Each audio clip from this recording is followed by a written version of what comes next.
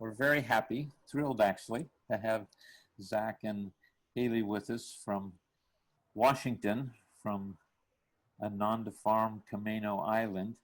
And they just happened to stop what they're doing in the middle of a farmer's market to be with us. That's where they are. They're not at the farm, they're at the farmer's market that they said they've gone to every Tuesday for many years. So we appreciate them interrupting their very busy schedule and glad to have them here. They started the farm about 7 years ago, and it's grown, and the people who have come to work with them have grown. They may tell us, grown in number, maybe grown in other ways too, I hope. And they may tell us some more about themselves once they get started. So I'll pass it over to you guys.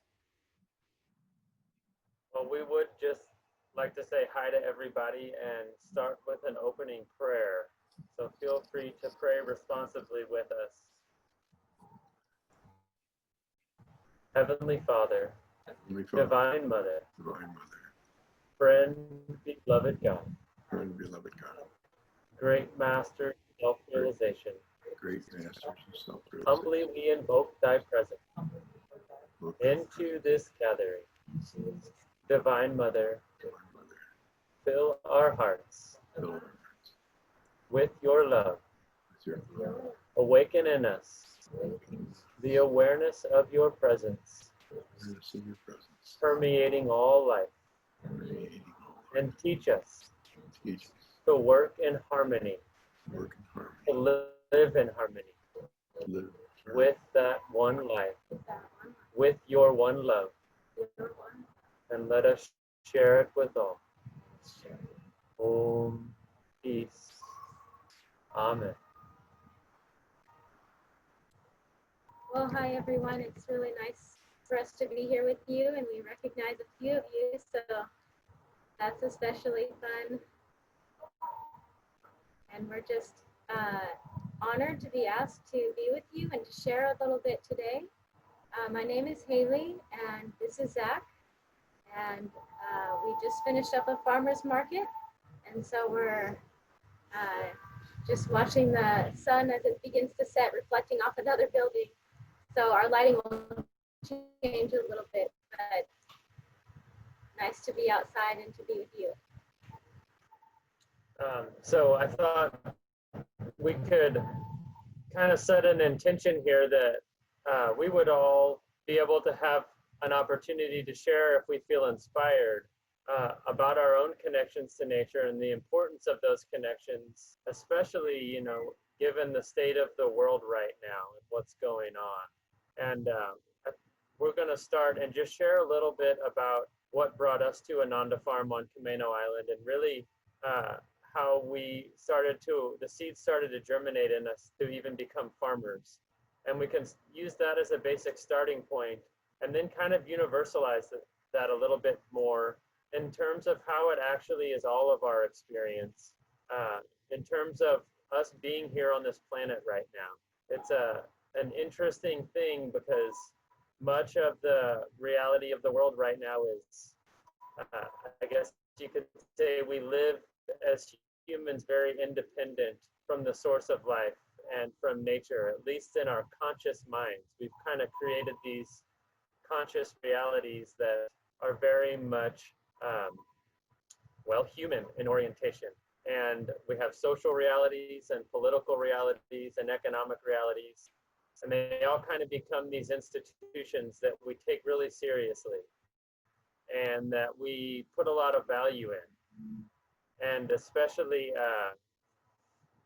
you know, right now, there's a lot of magnetism in the world that says we need to very care about all these things and be advocates for all the right things. And one of the things that can happen is we start to get a little bit swept up in the culture that we live in right now. And we can lose the connection that is our actual essence of being here on this planet and how we live here and what is sustaining us and where is this source of life coming from. I certainly can attest to that in my own experience, in that before I was looking for a path, or before I was looking for really anything in life, I had a degree in finance and I worked in corporate finance.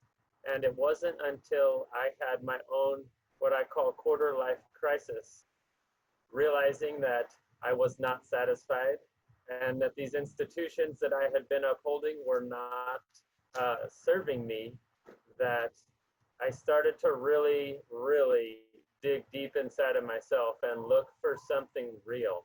I would go to bed at night asking the question, what is real? Isn't there anything real in this world?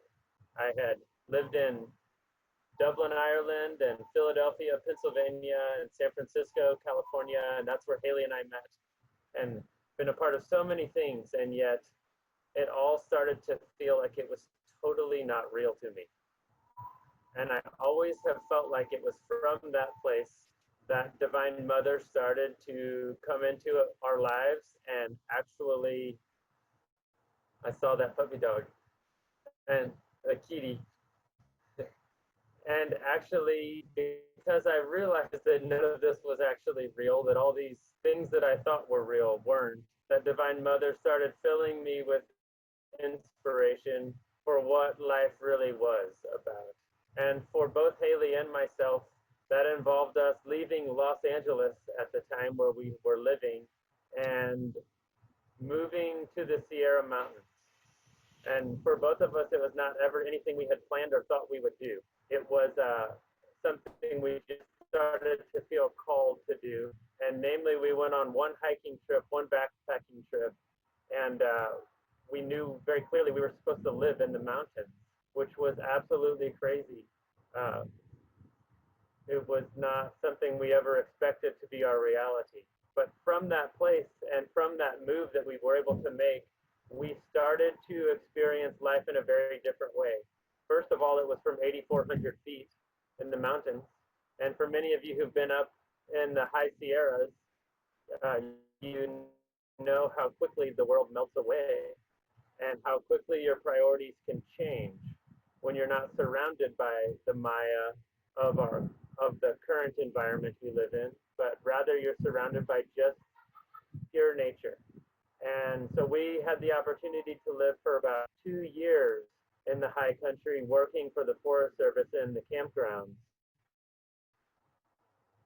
and literally had our whole lives fall away until we not only had no internet connection or cell phone service, but everything we owned was out of our Jeep. And it was so simple and victorious that we realized we really didn't actually need anything in this world. And we were much happier when we realized that. But here was the real kicker, was that as we realized that, we also realized that we still were dependent upon the world, that we still needed to drive down that mountain and get food and drive back up the mountain with food, and we needed the creeks for our water, and we needed the trees for our oxygen, that we were still being totally supported by the life on this planet. And when we started to realize that, we started to look at how the food that we depended on was being grown, especially in the state of California, the breadbasket of North America, essentially. And it was quite a shocking realization, to say the least, for us to be drinking from the creeks at 8,400 feet and to be dropping into the Central Valley outside of Fresno and watching the topsoil floating away with the tractors and seeing where the people lived. And the contrast was so extreme, we realized we couldn't just stay in the mountains anymore, that we actually were being called to come back out and to try to grow food and try to farm, but we had no idea where that was. We had no idea how to farm. It was just that we felt this incredible inspiration from inside of ourselves to farm with one rule. I know we don't like rules. We really don't like rules. With one rule, that we were going to love Mother Nature first, second, third, fourth, fifth, all the way. That was the only thing that was really important, was to let Mother Nature guide us, and that we just could not lose that attunement. In trying to grow food for ourselves, we needed to still prioritize our love for Mother Nature first. And so everything we've done then in the last 8 years since, and there's a bunch of chapters in between there, how we got up to Washington. But the dominoes all fell, and Divine Mother took us home here. And one thing I'll just add, you know, when we kind of had this realization what, like Zach was saying, what it looked like, how we grew food, and how that wasn't something either of us had ever really thought about before, or had thought about, you know, very deeply how we're interacting with the earth. But that experience of living really closely with nature, where we were camping full time, you know, for 6 months of the year, just you know, watching the cycle of the sun and the moon, and seeing the stars, and being with the trees and all of that as our main reality, and not having all of the cultural, you know, all of the things that we're just surrounded by every day. It was our first experience to really be removed from our culture and to just be totally immersed in nature. And it allowed us to become more still in ourselves. We always feel like we were just literally lifted above all of the thoughts of the world. And, you know, our reality became trying to, you know, identify different trees and watching the marmots and watching the birds. And it just really simplified things for us and made us aware of what the basics were and what was really essential in our lives, which was very little of what we had experienced before. And it allowed us to be more sensitive to, you know, when we came down into the valley, wow, this is how we're actually treating the earth. And it was such a stark contrast to see this is what it feels like in the forest, and this is what it feels like where we're growing our food that sustains all of us. And so that we just really felt like, not that we'd ever had the thought we should start farming at all, but that we wanted to build a bridge between those two worlds. I think I would like to just tie this into kind of the universal experience that we're all sharing right now. And especially when I think of California and, you know, what I'm seeing on the news, and, you know, many friends who are really in the heart of these fires. And we have Divine Mother right now. And when we start to recognize nature not as something outside of us, but as the Mother's divine consciousness, which is all pervasive and always trying to communicate with us. She's communicating very clearly right now in so many ways all over the world, but, you know, especially in California. And for both Hailey and myself, California, we hold really close in our hearts because we've lived in so many parts of California. We love California. And yet we see that we're being called as a people to make some serious changes in how we live on this planet. And of course, as yogis, we have to focus these changes in our own lives. And, you know, we have to see what's happening with the fires as our call to wake up to our own personal dynamic connection to life and to nature right now. I think it's easy to see these things and to connect them to someone else's problem. Another institution did this. And yet, what nature wants us to do is to really go back to the source of life and recognize that when we choose a different way in ourselves, when we feel that connectivity to nature in ourselves, she will actually take care of us, that she will actually show us the way forward.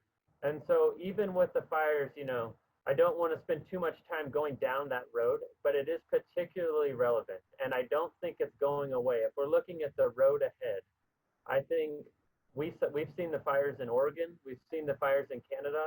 A couple years ago, the fires even came to Washington, where we generally stay pretty moist. So if we're talking about the road ahead, we're going to have to actually acknowledge what's going on. And so we have a really great opportunity right now to start integrating our own lifestyles with a harmonious and natural existence again on the planet. And I think what I'm seeing in the world, and I think what many of us feel, is that a lot of these institutions that have not been serving nature, they have not been serving ourselves, are starting to fall away. And I don't want to be any kind of predictionist about what that means, except to say that We can look at maybe education, and now up in Washington, I can speak for, we're friends with many teachers who are going to be Zooming with their students to start the fall. That to me signifies a huge shift in education.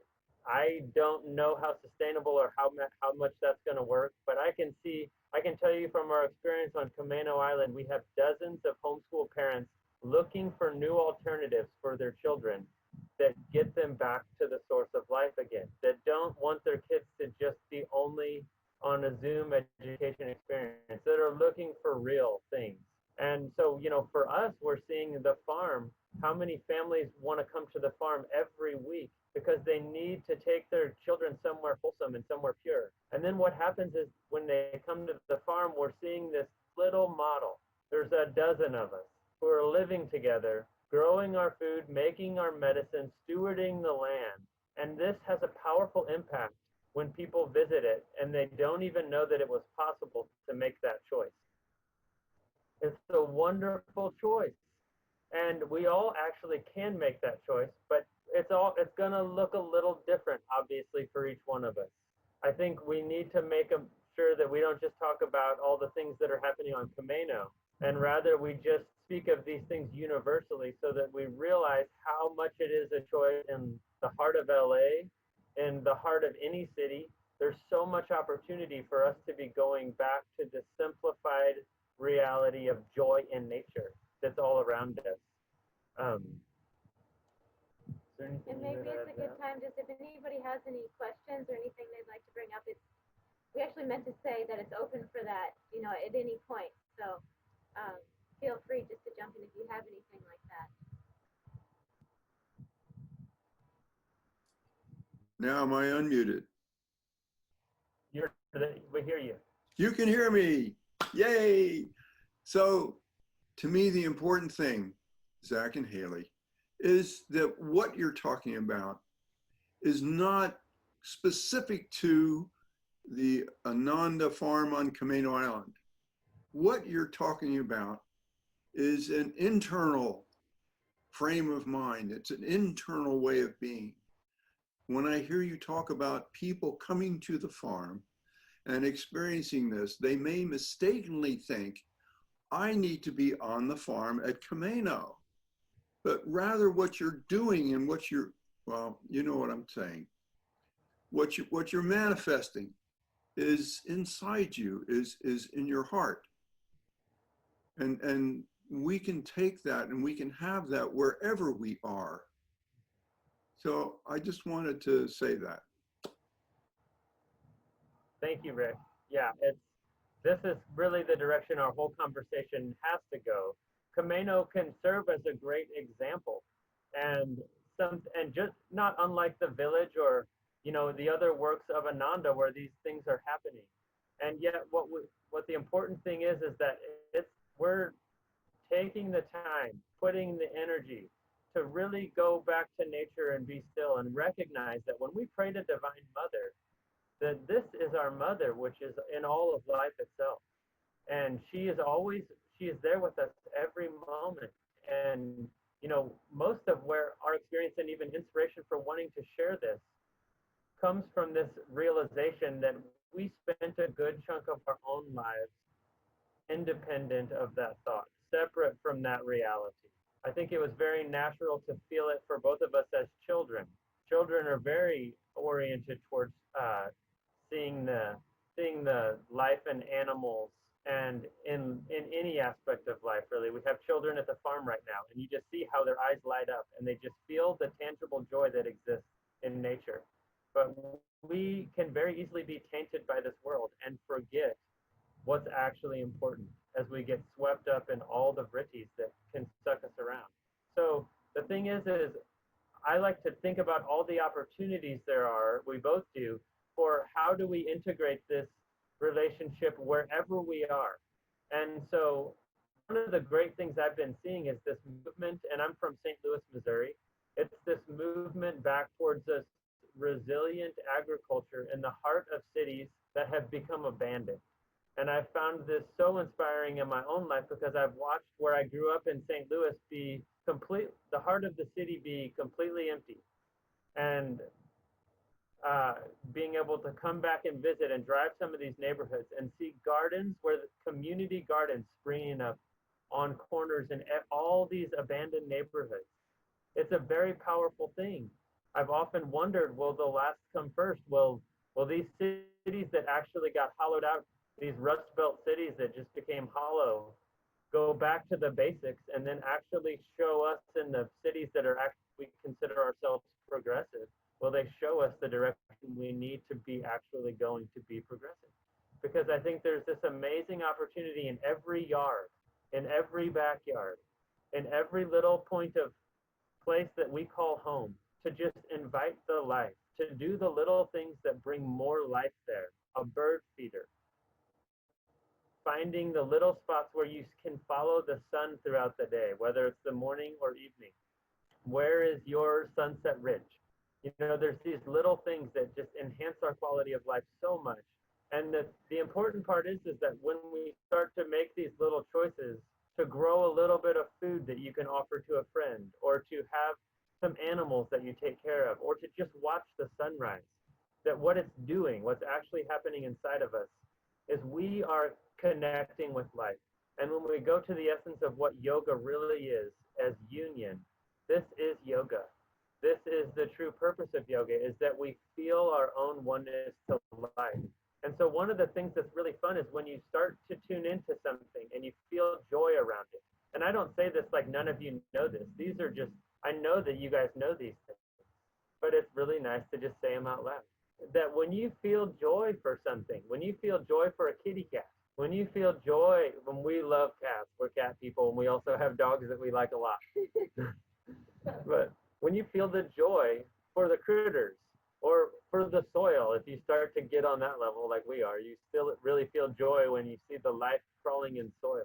When you feel the joy in an aspect of life, that's your call to go deeper into it. It's nice to feel that in the moment, but don't let go of that. When Hailey guided the meditation at the beginning, it's a powerful exercise. Go back to the moments when you felt the strongest connections to the life around you and in you. And those are powerful feelings that we can bring back to us in any moment. That we don't have to let go of those. And when she said that, for me, I went straight back to our favorite beach in the Baja, where we try to go for a few weeks every winter. And we have a bush that we live at. It's a very nice bush. It's a windbreak, and we meditate inside of the bush. And sometimes we take naps in the bush. And nobody's ever at the bush. We're always surprised, because it's such a magnetic bush. We think somebody else will take that bush, but we go there and Anthony's not in the bush. It's just us. But I went back to the bush, and when she did that meditation, and I just had this memory distinctly come of sitting on that beach at night when there's no electricity around and the stars were out, and we're on the beach, and this distinct feeling that as the waves were lapping at me, and it was dark enough that I couldn't really see the water, the sky just merged with the water, just this feeling of sitting on the edge of infinity. And what a fun, amazing feeling that was. And hopefully you can just feel that a little bit, because it's such a great thought that we can just sit on the edge of this planet, on the edge of infinity, and know what that feels like. And I've always felt like I've been able to sort of feel that after sitting there that evening when that thought came to me. I'm sitting on the edge of infinity right now. And so that powerful exercise that we can do at any time is to just go back to our own moments where we sit there in that moment with nature. So Zach, so we can open it up again. Zach and Hailey, I wanted to share a little bit of a story and perspective. We have a granddaughter that's just about 2 years old, and they come up from the Bay Area. And just to see, so we live in the high Sierras. We live up in Truckee, up above Truckee a little bit. And we're in the forest. And to watch a little one see nature for the first time, it is a most amazing thing. And she stops and listens, and she feels the energy. I said, let's give that tree a hug because it's giving us all this energy. Well, she goes around now hugging any tree she can find. And it's just a joy for us. And also, as you said earlier, it's just a child's natural instinct to connect with nature. And we also have a dog, and she just loves that dog. So anyway, just wanted to share Yeah, that. it's amazing to see. It's amazing to see the children and the animals and how they relate to nature without judgment.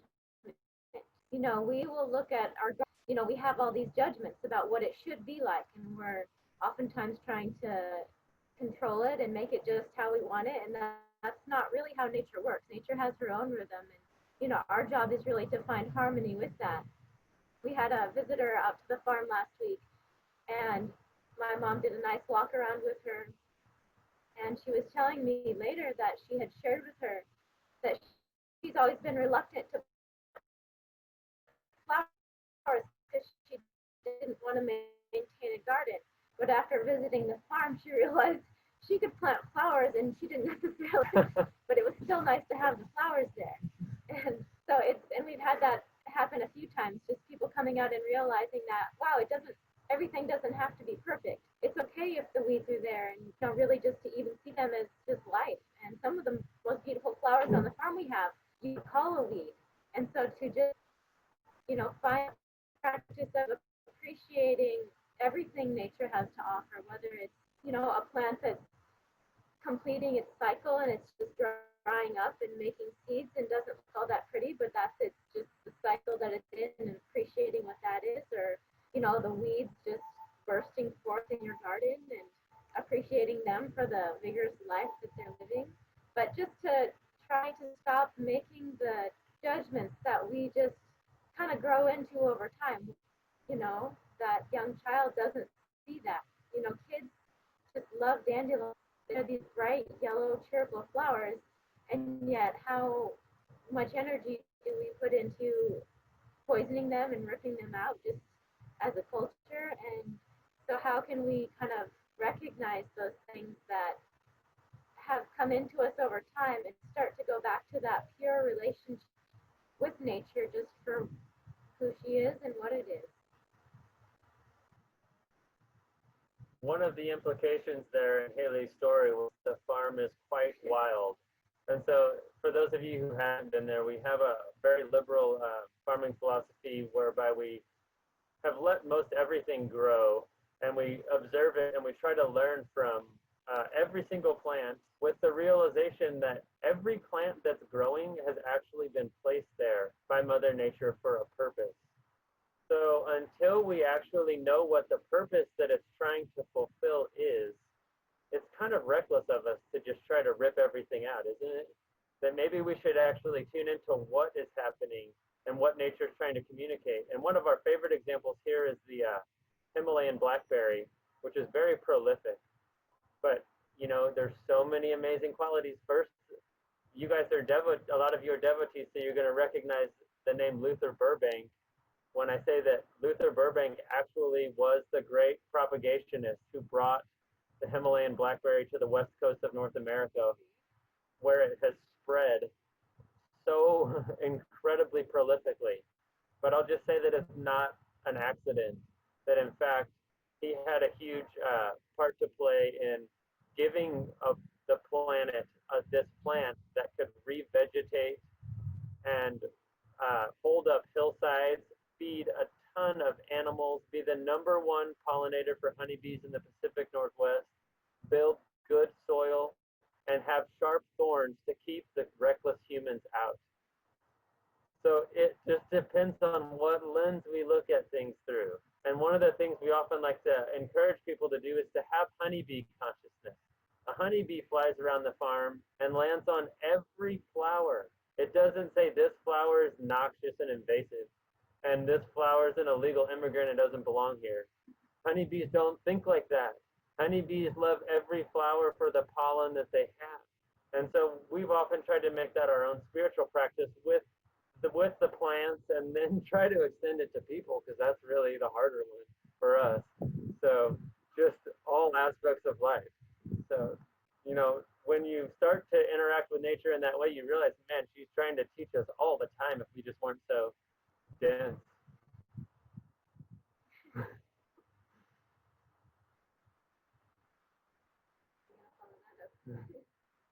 And I was just going to see if anybody else had any other thoughts or things that they might want to share. So as I understand what you're saying about blackberries, when we lived on Vashon, our whole hillside was held up by blackberries. Well, if we just let them have their way, it would have enveloped, it in fact did envelop our deck. It was starting to climb over our house. It is the most amazing engineering marvel to watch, but we couldn't live with it that close. So we had to cut it back a little bit. Is that okay? Such a great illustration, Rick. Yes, I think that's the key, is that we then find the balance with these things. It's not that we have no role to play or that we don't have any discretion in the process. It's that we actually honor the life that these things represent first, and what is Divine Mother telling us. And in your case, it was likely that you had a hillside that needed to be stabilized, and that, you know, the habitat of the life was still looking for flowers and for food. And so this blackberry filled a lot of niches, but there's an opportunity there. So if we see all these roles the blackberry is playing, what can we do to then maybe stabilize the hillside, which I'm guessing you did, knowing you, and plant other things that can serve these same functions, and let the blackberry be the teacher for what's trying to happen, but offer it then in a more harmonious direction that's not like swallowing us, because they will do that also. Yeah, I think of St. Anthony in the desert often, just carving out his little home in a blackberry bush. And I've thought about that. That's not the worst place to live. There's a lot of dead brambles under there that can be thinned out, and it's kind of a nice place. I often get the feeling that it's like another dimension. We have really nice bramble patches on the farm, and when you tune into all the different types of animals that come in and out of them, you realize, wow, there is another dimension happening inside of there that I'm just totally not aware of if I look at it through a closed off lens. And one night I had a great experience. I'll just segue this into a little story. And one night I had a great experience. I was actually not in a great place in general in this moment. Hailey was at SRW in our second year, and I was at the farm by myself, just trying to do everything and going a little crazy. And I was trying to sleep one night, and I sat straight up in my bed. It's the first and only time this has ever happened that I went from being completely asleep to sitting straight up in my bed. And then as I did that, Tulsi dog, our farm dog, was letting me know I needed to come outside. And so I did, and we went down together to the end of the driveway. And as I walked up to the driveway, edge of the driveway, there was this little mass sitting there in the dark. And I had a little flashlight, and I shined it on it to try to see what the heck this thing was. It wasn't moving. It was just this thick little ball down there.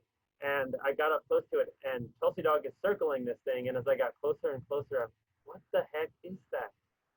And then I got about 5 feet away, and I realized it was a porcupine with all of its quills completely tensed up and totally in full tension mode.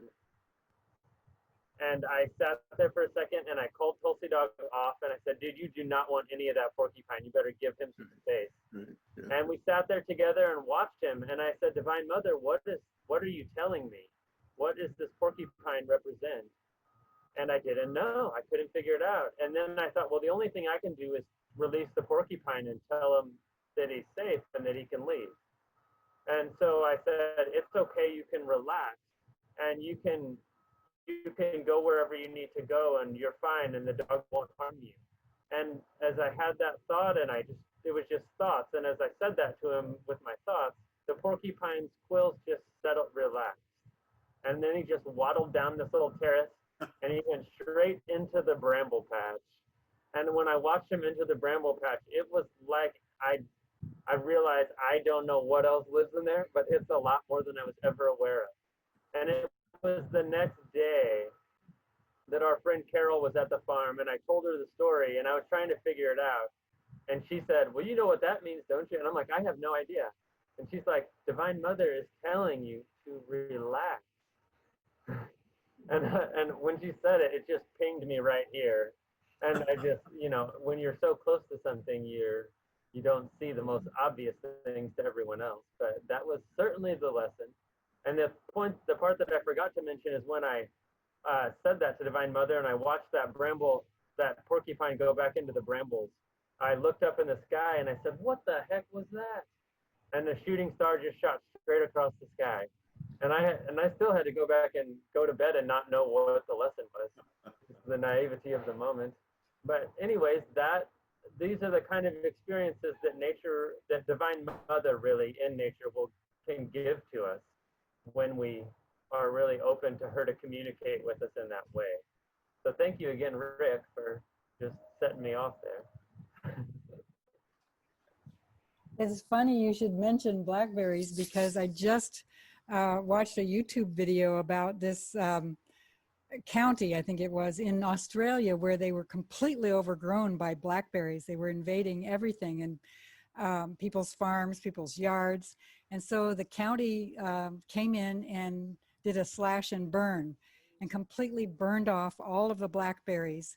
And it totally took care of the problem for about 1.5 years to 2 years. And then within 2 years, they had all grown back again. And so these people thought, this is not working. And they invited a goat farmer to bring his goats in. And it turns out goats love blackberries, and they even love the thorns and the brambles. And so a very happy thing happened in Australia. And these people are going from, apparently it's a big problem, blackberries in Australia, and they're going from county to county and introducing the goats to be part of the environment there as a solution for the farmers. That's a really great example too. We were inspired by that too, and we got goats about 3 years ago for that very reason. And one of the things we really liked about that solution was that instead of it just being life negating and trying to just take away, it changed the consciousness to how can we take what is here to support more life. And so realizing the value in the blackberry then gives life to a really great life to the goats. And so it was like actually turning this, what could be perceived as a negative and the need to just try to control nature, into a positive and just facilitating more life. And so I really like that example, and it's one we've found a lot of inspiration in with almost everything we try to do at the farm, is how can we look at what's going on and how do we give to life again? And not how do we just take away, but how do we use this as an opportunity to steward more life itself? And I'll just go back to one of the things Hailey said that was so nice is when you are surrounded by dozens of flowers, and even if they're a whole bunch of weeds that are invasive and people don't like, when you're surrounded by all these flowers, it's really hard to not like them. And it's such an interesting paradox that when life is abundant, when there's an abundance of, a garden is very abundant or a forest is full of life, wherever the abundance is, we feel that and we become uplifted from it. And it's a very interesting, it's just the way that it works. And one way I've seen that is in my dad's garden in Missouri. He was not a gardener, and he took his yard, and once we started the farm, he got really inspired to farm, and he basically turned his little suburban plot on the corner into a food forest, and he grows about 300 sunflowers in the yard and dahlias and every kind of, it's unbelievable to me what he's doing. But the real thing that got me that was the most amazing was what it did to the neighborhood and the impact it had on the entire neighborhood. And what it did for him. In a lot of ways, I'll just say it saved his life after being diagnosed with stage 4 prostate cancer many, many years ago. It gave him new life. to be that connected and that much of a steward for life. But then it also has given life to the neighborhood, which was just a conventional yard neighborhood. And we go visit them in November, and I love to sit in the window and watch the people walk by and watch the people stop and tune into the life in the yard, because they feel it, and that they don't even need to understand what it is or what's drawing them in. It's just that they feel it and they see all this life happening and they want to be a part of it. And then he's become like the most popular neighbor in the neighborhood. And so when I go home, my neighbor Maud will always say, Zach, she actually calls me Josh. She says, Josh, you wouldn't believe this. When you were a little kid, your mom knew everybody in the neighborhood and your dad was a hermit. And now your dad's the most famous person in the whole neighborhood. And it's just been amazing to me to watch that happen, all because of life itself. Just a stewarding and growing life has that impact on everyone. And so that's just another plug for your yards and your gardens. And I know a lot of you are doing this, but just the impact, the subtle impact that it has is very powerful. I think what Zach mentioned is a really good point, just about how the garden, and we've seen it this year, just actually facilitates people coming together. And this year, with things being, a little strange, and we're not able to do the normal things we've been able to do. And I know in our own community in Linwood, the garden in many ways has been really the heart of the community this summer, where it's a safe place people can gather outside and they can do something together that's very nurturing and wholesome.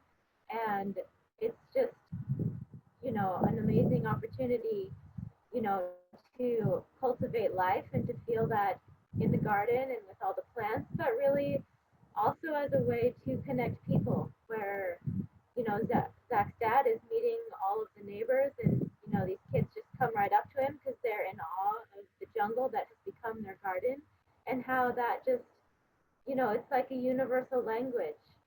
And that's one thing we've always really appreciated about the farm, is that, we are a part of Ananda, where we follow Yogananda's teaching, and we have, this universal way of sharing that vibration in the world in a way that just, there's no barriers.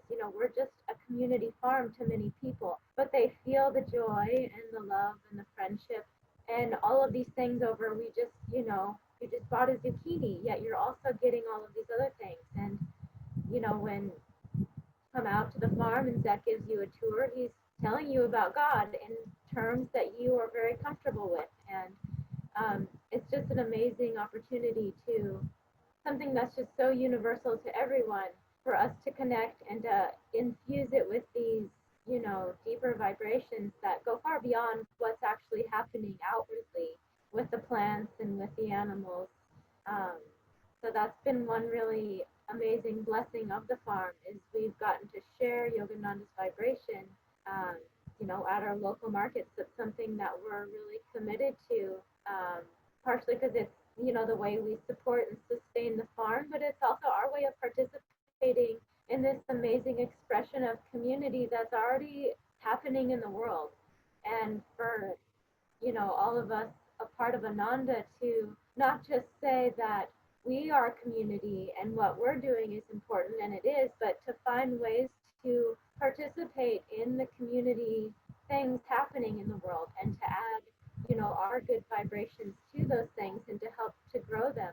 We've always felt a really, it's just been a really natural thing for us to do, and we feel really committed to it just because it's, it's already happening and we just get to join in. So it's fun even for all of us to look for those ways to expand, what we're already doing, to participate. And, that kind of brings us back to one of the themes we started with, which was just as institutions have a tendency to fall away, we kind of arrive back at this basic relationship to life itself. And so that is just really the essence of why we're even doing what we're doing, is because we felt that in ourselves, is just that we want to steward life again. We want to facilitate the abundance of life on this planet and support the other people who are doing that also. And so, the truth is that is Ananda. And when we tune into nature from that place of Ananda, that is the vibration. It's in every atom of creation is Ananda. And it's such a wonderful thing to just meditate on, to internalize, to feel in our hearts that Ananda is never out there. It is actually the source of creation itself. And so we've loved that with the farm, is that there's no barriers. We've never had anybody tell us, oh, I don't like church, or oh, nobody doesn't like a farm. The only people we've had who came to the farm and weren't totally crazy about it were conventional farmers who thought we were crazy, and that they were looking for the farm when they got there because they couldn't find it. And we were like, you see all those trees and all that growth over there, that brush pile? Yeah, that's our farm. And it's just kind of flipping the whole paradigm on its head, so that farming becomes something that is totally abundant, diverse, full of life. One of the fundamental principles we have for farming is just this idea of unity in diversity. It's that if we plant and steward enough diversity on the farm, we don't have to worry about the soil. We don't have to worry about insects. We don't have to figure all these things out. It's just that when there is a diversity and an abundance of different plants and animals, nature's true nature is to come into balance. It's to be in harmony. So that principle of unity and diversity, it applies to everything. We see it in community. Can you imagine a community where everybody looked exactly the same? That's a monoculture. That's pretty bad. A community where everybody just had the same one skill set, that's pretty embarrassing. But a community where you have all different types of people with all these skill sets, you got builders, you got teachers, you've got growers, you've got artists, you've got doctors. It's just like, let's just look at our whole life as that garden, and how we can plant every plant in it. And so simultaneously at the farm, we've got both gardens growing very expansively. And that's been one of the most fun things, is seeing all the people come in the last few years. And we have a few of them sitting with us today, right over here to my left. And it's amazing. I'm just going to give one shout out to Dambara, who drove from the farm to join us here at the farmer's market. And for those of you who do know Dambara or don't know Dambara, we knew his voice long before we knew him. To us, he was simply the voice of Ananda. And then he moved to the farm last year, which was like, you can't even write that or dream that would be possible. But it's just the nature of life. You don't even know what's going to show up in the garden next. We've had some amazing plants volunteer this year that we've never had before. So this is kind of like the excitement and the adventure of this life, is that it's just really ever new. And when we can kind of embrace that, it's really fun. Sometimes it can hurt if we don't embrace it. So we need to be aware of that too.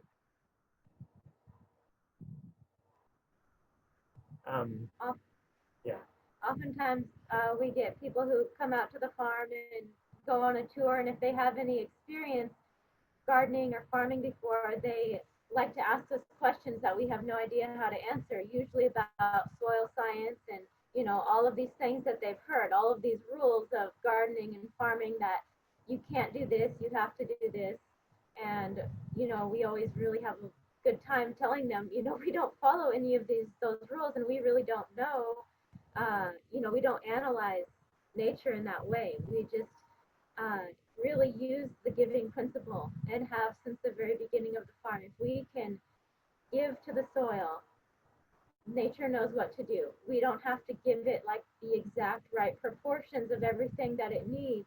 But if we feed the soil, nature will find its own balance. And that's really been a big lesson, just in so many ways, is that we don't have to figure everything out. But if we give, and we give purely, and we listen and pay attention, there's Divine Mother Nature is always speaking to us. And so often we think we have it figured out, or we want to figure it out, and then we stop listening because we're so focused on getting all the details right and, you know, setting it up to be perfect. And it just doesn't really work that way. And that's, you know, been a big lesson in, you know, for us from the garden, is that you really just can't plan everything. And, you know, from year to year, even one crop will do great, the next year it's totally gone, not working at all. But it'll come back around again, and we just have to be patient and keep tuning in and doing our best. And really our role, you know, the essence of it doesn't change, but our ability to do it just kind of depends on how we're doing. And, you know, the more, like Zach's saying, we can relax and we can keep giving and keep going, you know, the better things turn out.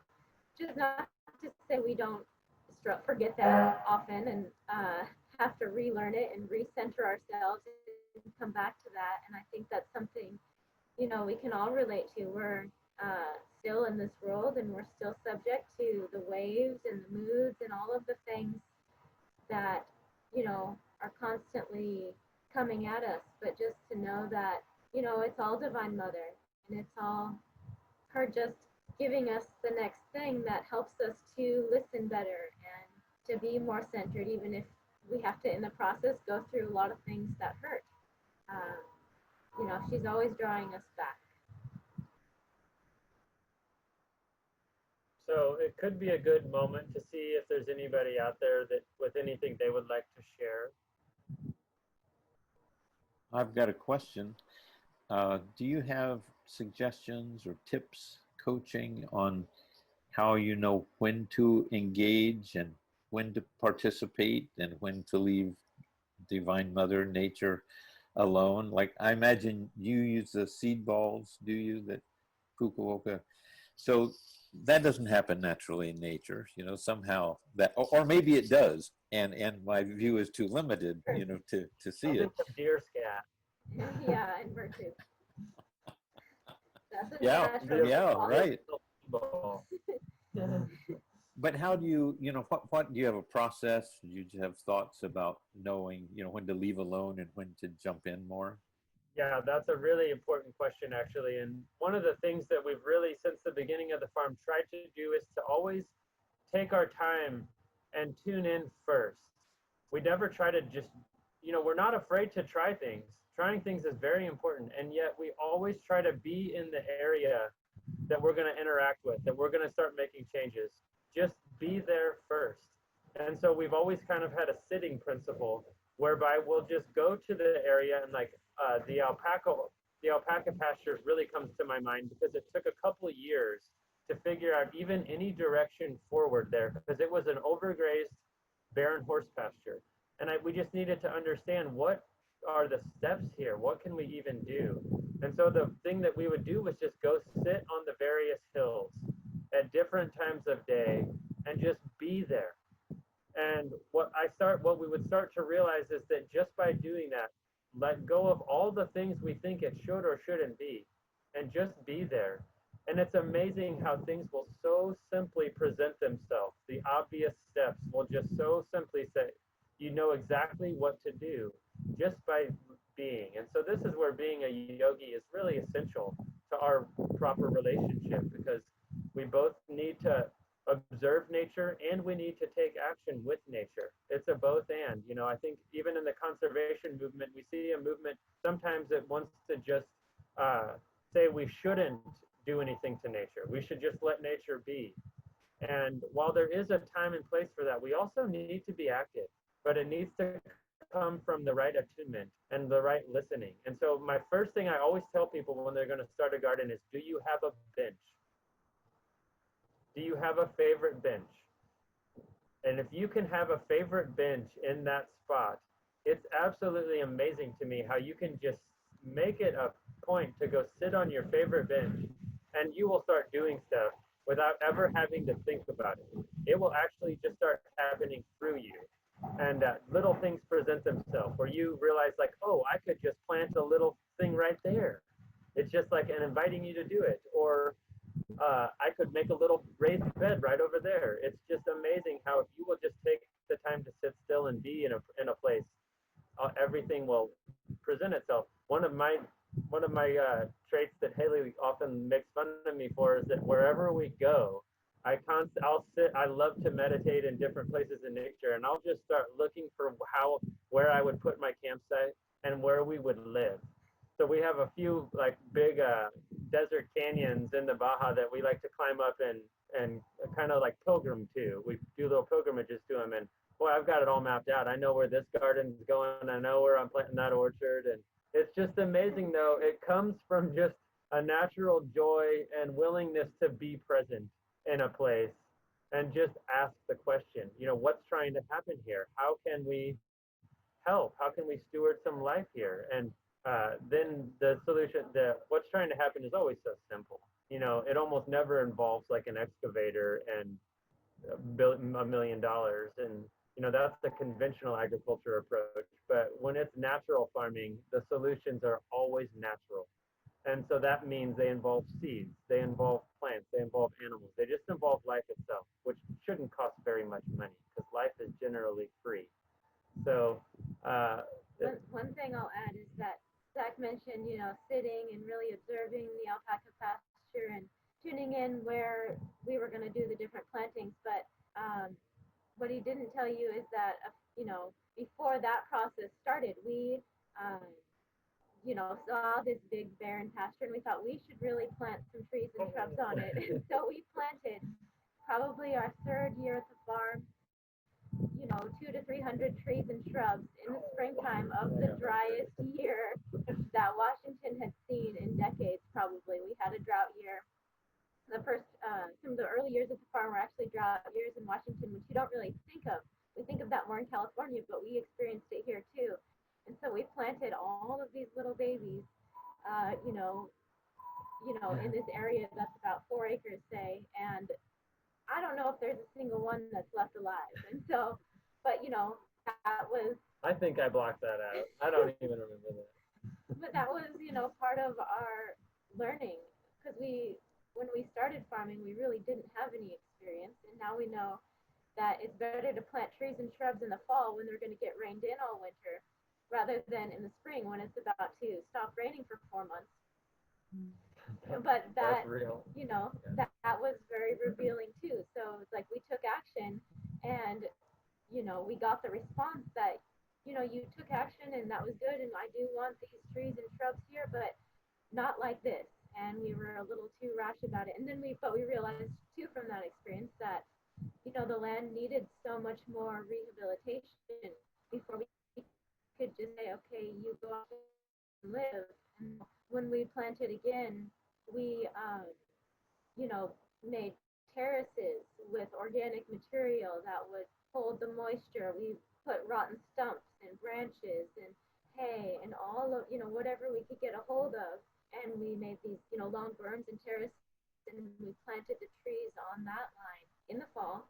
And, now we're able to do a little more spring planting because soil is a little more mature. But, if we hadn't had that initial experience, we wouldn't have, known what to do. So, a big part of knowing how to engage is just by starting to do it and just listening and seeing what happens when you do. If we just are always waiting for the right moment for things to be perfect, we really don't learn anything that way. But if we just try something, we'll get a response. Hi, Zach and Hailey. This is Bimal. Hi, how are you? It's nice seeing you guys again. I have a question. Because we are in such uncertain times, I mean, one of the things that both Master and Swamiji had suggested to all of us is that, of course, we get involved in communities and that we actually have, we actually produce our own food. And what we see in terms of what's happening on the planet right now is that there are a number of there's major challenges going on: climate change, economic challenges, of course, the virus, and social unrest. But so that it appears that as we as we have more communities started, how do we balance, doing things in a more organic way, and yet we have people who are coming to our communities really in need, and we're looking for these farms to really produce much of the produce as possible so we can be more self-sufficient and independent. How do you balance those kinds of issues and concerns? That's a really great time to bring it back to kind of this conversation, Bimal, and the essential nature of making these choices right now too. We always kind of think of this as twofold, kind of the return to nature and to a simpler agrarian life. And the first is really, and what woke us up was really the necessity of it. That, right now we have the luxury of not doing it. But when we look at the road ahead, that luxury is pretty unstable. That in fact, we're gonna really have to make this choice at some point. It may be the next generation. It's hard to know exactly when, but it's clear that that is the road ahead, that we're gonna need to make the choice. And I think one of the things that Ananda really represents, and to do it in the right way, to let Dharma be the guide for how we do it, is this communities aspect. That when we do it as a community, suddenly it's a village, and a village can produce way more. We've basically come to accept that the tractor can replace the village and that the chemicals can replace the people. And so that's kind of become the agrarian model, going back to the grapes of wrath in the movement to California in the night after the Dust Bowl. Mm-hmm. But what we really have to wake up to is it's actually each of our own connections as individuals and as a community of individuals. It's our own connections to life itself. And so that means each of us taking responsibility for the areas that we find our own inspiration with life, and to steward it and to start creating the model that whereby we can generate our basic needs.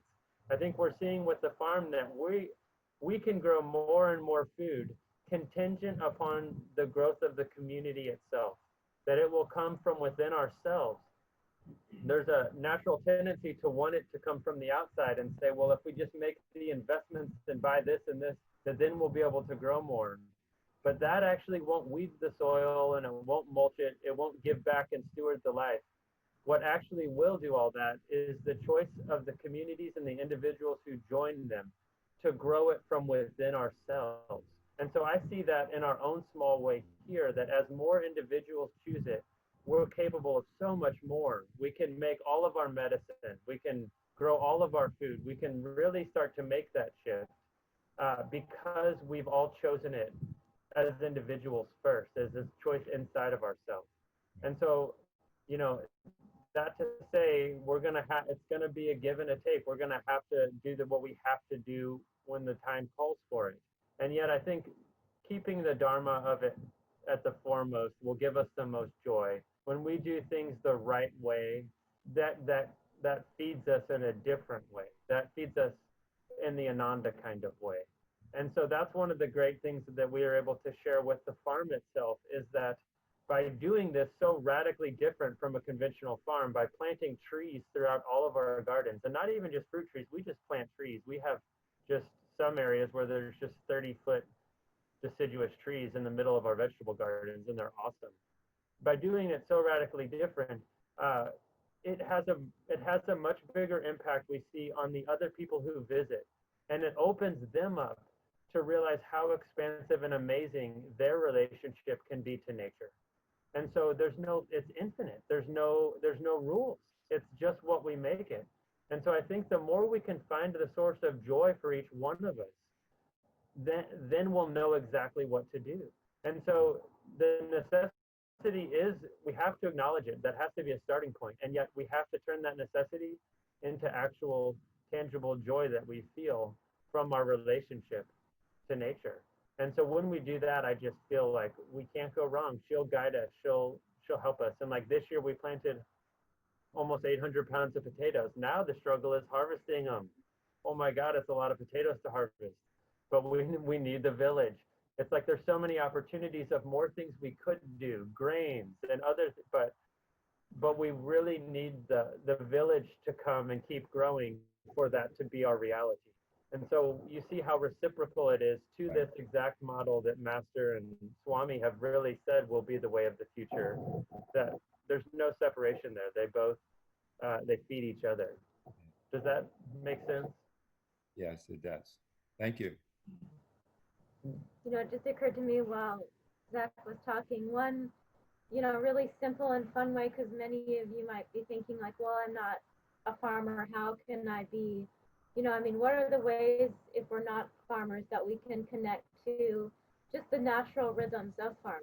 And, you know, that's one thing I think we both love so much about farming, is that it is, thank you. It's, so it has a natural rhythm, and we, you know, our work changes from season to season, and we always feel like we're ready for the next season. And let me tell you, it's the end of summer and we're ready for fall to come on, because this is our high season and we're all getting a little bit crispy like the plants are.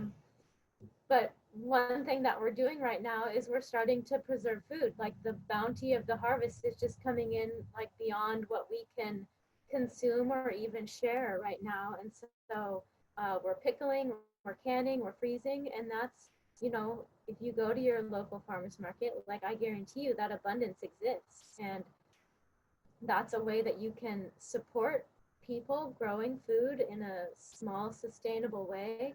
And then in the winter, you get that little taste of summer where you pulled out those frozen peaches and you made a smoothie, and it took you right back to that sunshine.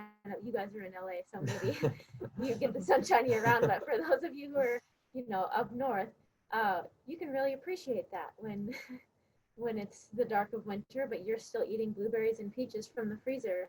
And that's just a way that we can, you know, find those connections in ourselves to what's always existing, you know, in nature all around us. And the more we can, you know, find those little things and harmonize with them, you know, the more we'll just feel that connection in ourselves. Yeah, I was just thinking about you guys in Los Angeles and what an amazing opportunity you have to grow food year round. It's kind of always ideal to grow food down there. So there's no excuses. Yeah, and one thing too is we don't, you know, we do what we can, but we don't think we're going to do everything. You know, we don't grow every crop that grows here, but we find the connections and the relationships with other farmers. Like we have our favorite farm that we go and get corn from, and we go and we pick blueberries every year at another farm. And it's, you know, really those connections that are so important and, you know, strengthen our community and just stabilize things when the world is, you know, really unstable all around us. How can I be more connected to my neighbors and to my community? And what do I have to offer and share? And what are you going to do? And we're going to make this exchange. That's one thing that's so fun at a farmer's market is we all trade with each other. All the vendors, it's like this, you know, little pop-up community that just appears and disappears every week, you know, in a number of hours. And we have all these friends that we just set up booths with, and we all trade each other. And, you know, we trade for bread and for fruit and jam and, you know, all these things. And it's just kind of finding those connections and building those relationships really helps to stabilize, you know, our lives and just the basic things that help sustain us.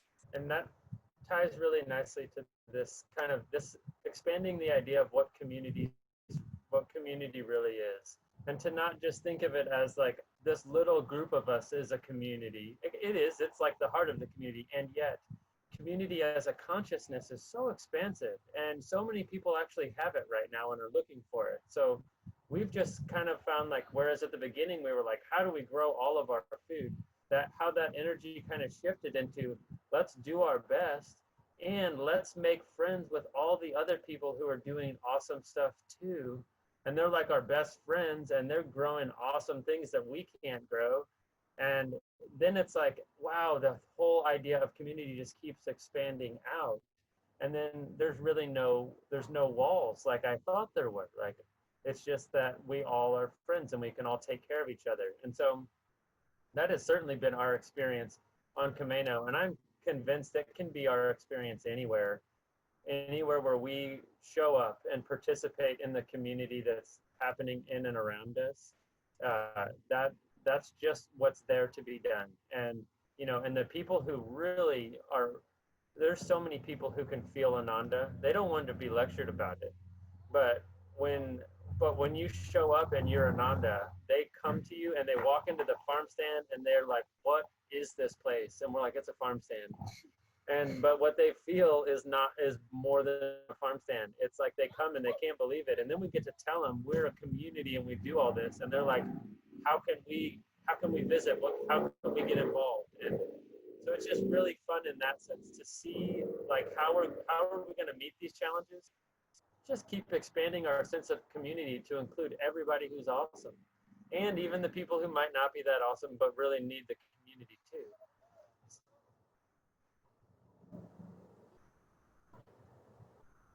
Yeah, it's really a big way we've been able to grow the farm just in its reach and in the community is just by trying to be people's friends. And not because we want anything from anyone, but just because it's something simple that we have that we can offer to anyone. And, that's really true for all of us. Just, those simple gestures and those little things that you can do. It's so important. And like Zach's saying, it's just a farm stand, but it's so much more than that. And that's true for all of us, no matter what we're doing. And that's really, again, like if we're talking about the road ahead, having those connections and those friendships and that part of us that is willing to give, will be taken care of.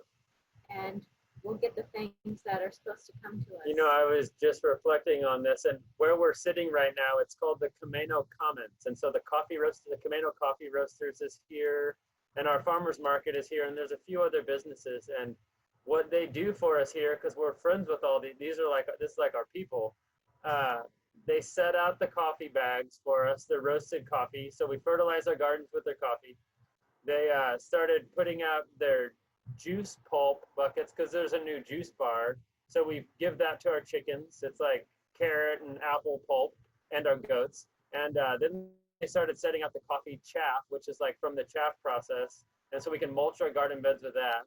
And then they even started putting out burlap for us so we can put it down in our walkways. And we pulled up the other day and all those things were just sitting out there for us. And we hadn't even asked for half of them.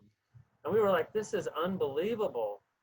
And how it's just a natural byproduct of the good energy that, like, people want to give back to us too, because we're just trying to give to them. And so then it's like, sometimes like Brandon wanted kale for the juice bar and I just gave it to him, and then he's like insisting that I give him an invoice. And that was when all the other things started showing up, and it was so much sweeter that way. Like, I didn't want to give him an invoice, I didn't want to charge him for the kale. And then he just found an even more creative way to give back to us. And I thought, wow, isn't that so special? Like, that we just stepped our game up. It's like, no, we don't just have to give each other money. Let's give each other things that each other values. And how much fun, that's so much more fun.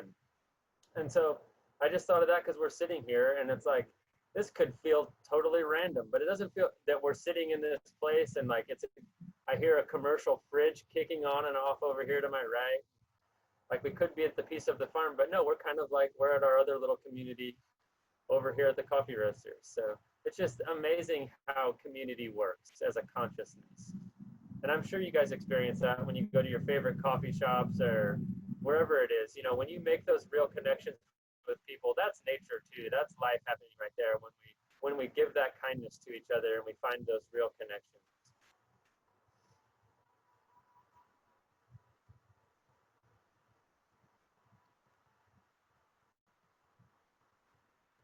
Well, I'm curious if you guys have any more questions, maybe more farming specific or anything really, but we can definitely share about farming more. I feel like we haven't really talked about farming itself that much. Can you kind of describe the natural farming, what that means? A lot of us may not know exactly what that entails. Yeah, totally. Well, you know, we discovered a book called The One Straw Revolution when we were living in the Sierras. And this is a book written by a great Japanese sage, Masanobu Fukuoka. And in it, he documents and details kind of the manifesto for how to farm with nature and with love in your heart for nature. And it's a really wonderful book. It does spend some time diagnosing what's happening in the world right now, which can be important to at least acknowledge. But really, it goes back to the essence of our relationship to nature. And so we've often asked ourselves, how would you grow food if you didn't have like tractor consciousness like coming at you? Or if you didn't have like, you know, Monsanto telling you needed their special seeds?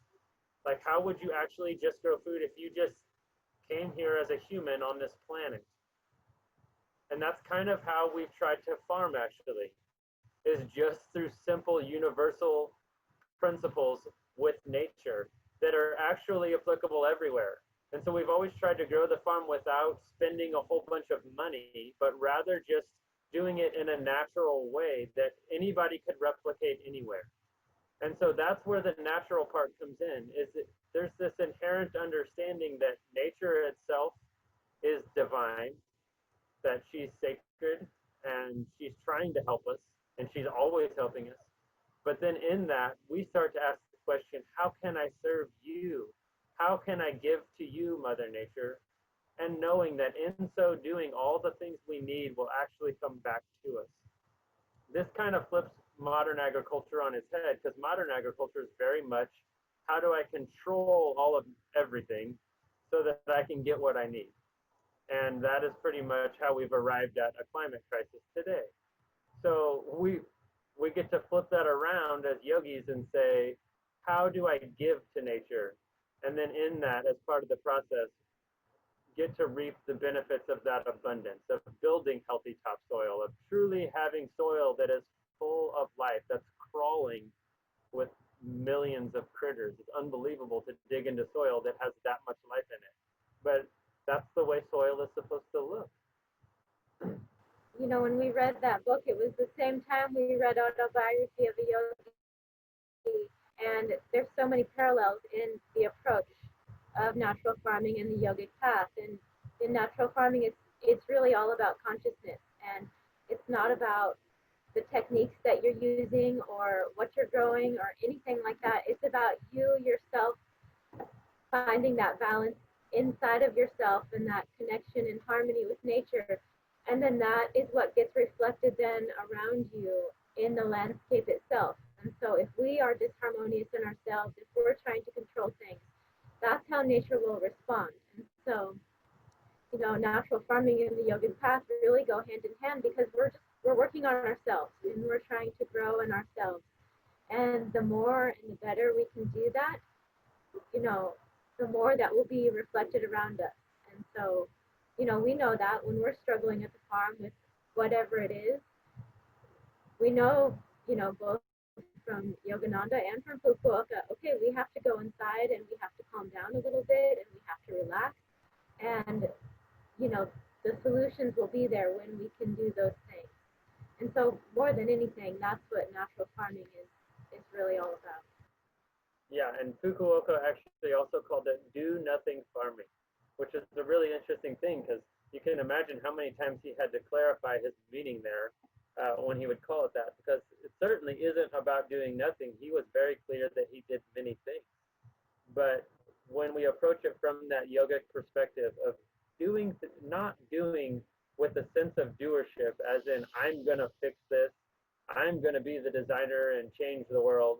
You know, this is kind of one of the things about permaculture that is more incomplete, is that permaculture trains us to be designers, and oftentimes when we get too deep into the permaculture mindset, and a lot of our friends are permaculture, we resonate with it in many ways, but we find that people can suddenly identify, I'm the designer, and that that's a slippery slope when we start thinking we know what to do, that I'm the doer of this thing. And as yogis, we know with karma yoga here, our job is to take action, but to not see ourselves as the doer at all. And so that was a Fukuoka principle that was really deeply instilled in us from the beginning. It's do nothing. It's we need to tune into the universal sense of doership and what is trying to happen. And you know, that little Swami aphorism is one of the most powerful things that has been so applicable for us. And to me, it is natural farming, is the willingness to ask that question, what is trying to happen? Not how do I make what happen what I want to happen, but to actually be willing to ask what's trying to happen and to be willing to do that. And that to me is natural farming.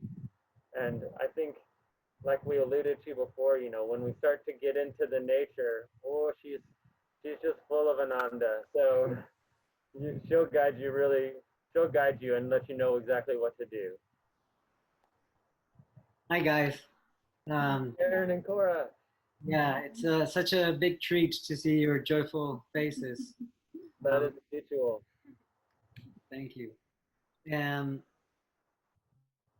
I just want to go back to something you said before about we having the luxury not to make this choice right now. And at a given point, we won't have that luxury and we'll be pushed, right, to make that choice.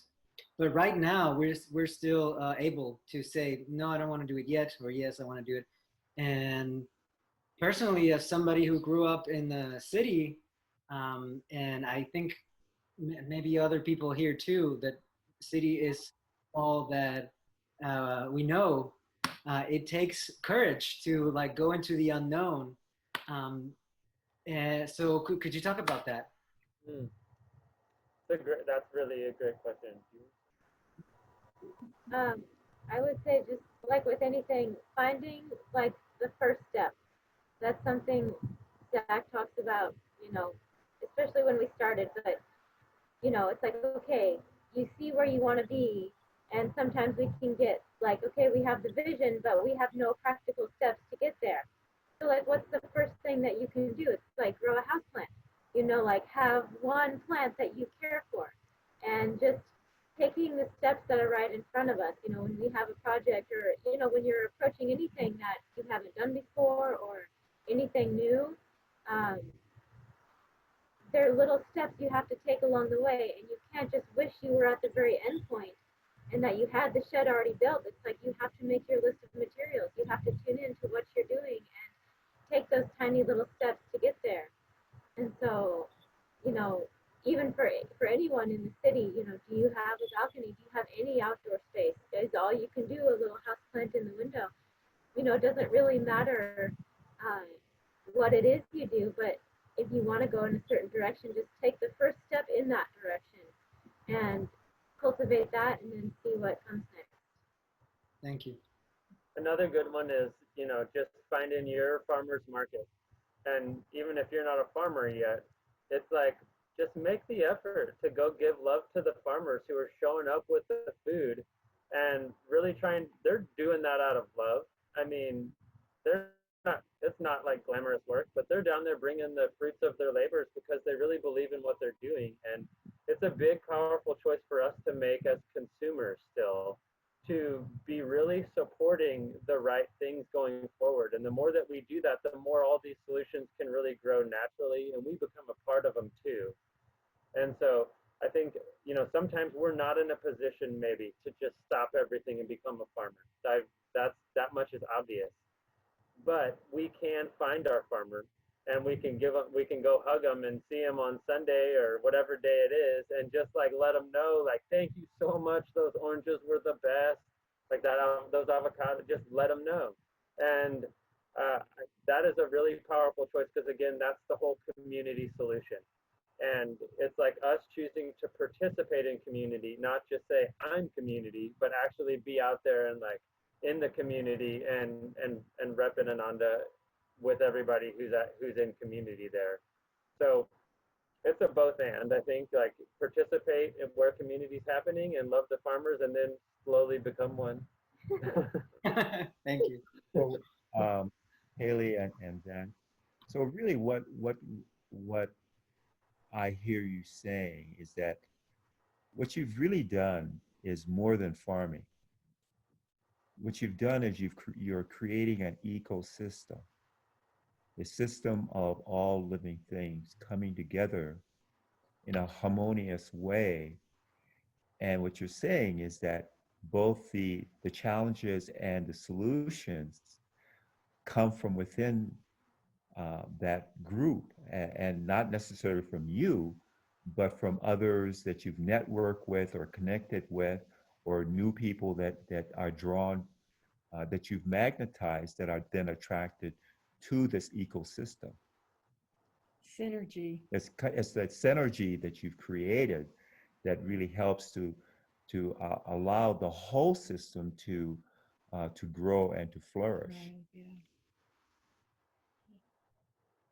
You stated that very nicely, Bothell. Thank you. Yeah, I think you nailed it. It's just like, how do we live on this planet? How are we supposed to live here? Let's live that way. Let's like tune into that and create it in our lives.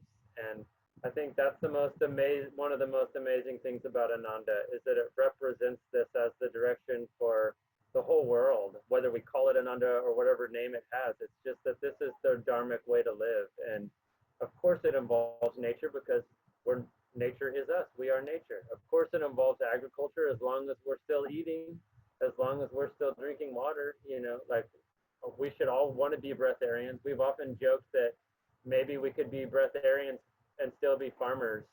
And we'd still love to share food with people. And even if we didn't need to eat it anymore, that would be all right.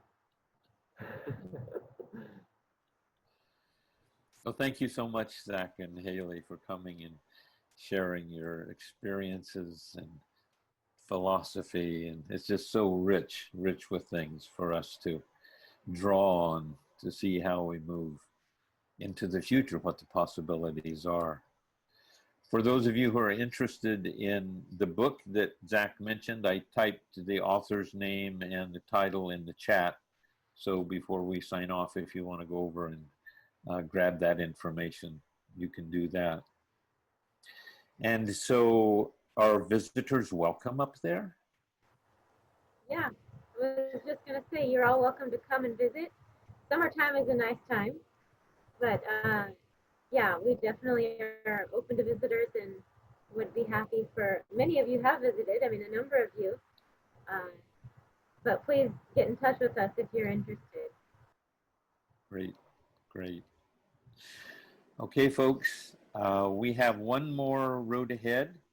Next week, Devarshi from India will be with us, and he'll be talking about how we should view from a spiritual point of view the future, what we're going to have to do, choices we're going to have to make, and not completely, but there will be a thread in there about what kind of role Kriya can play in our lives as we prepare for drastic changes, perhaps at least significant changes, and how to cope with those. For those of you who don't know, Devarshi is in charge of the global Ananda Kriya ministry, and he'll be coming in from India for us. So once again, thank you, great souls. It was just delightful to be with you. Thank you, Ramarti.